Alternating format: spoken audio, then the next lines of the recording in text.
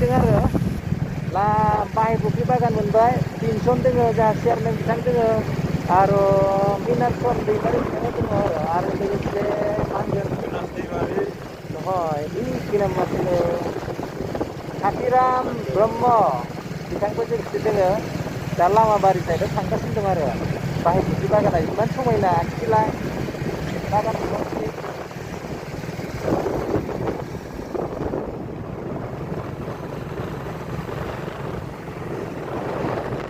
अखा हानानै बिराद सोमखोर जाजोब्बायलै जायगाफ्रा समायना नुखादों नै